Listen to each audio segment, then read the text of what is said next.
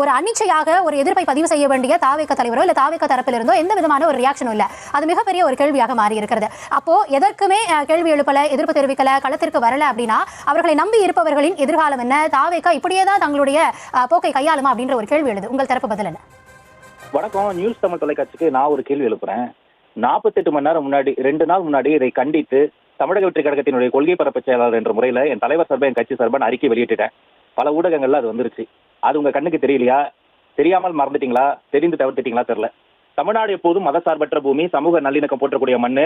இங்க நீங்க பதிவு செஞ்சீங்க. சரி, இப்போ அதாவது பாஜகவோட கூட்டணியில் இருக்காங்க அதிமுக கட்சியினுடைய பொதுச் செயலாளரே அவரே வந்து எதிர்ப்பு பதிவு செஞ்சிருந்தாரு. அப்போ விஜய் எப்பதான் பேசுவாரு அப்படின்றதான் இங்க கேள்வியா இருக்கு. அப்ப நான் பேசக்கூடாதா மேடம்? கொள்கை பரப்பு செயலாளர் அப்புறம் நான் இருக்கேன். இந்த விஷயத்துல மட்டும் கிடையாது, பாஜக செய்யக்கூடிய எல்லா விஷயத்திலையும் நான் கண்டித்துக் கொண்டே இருக்கிறேன்.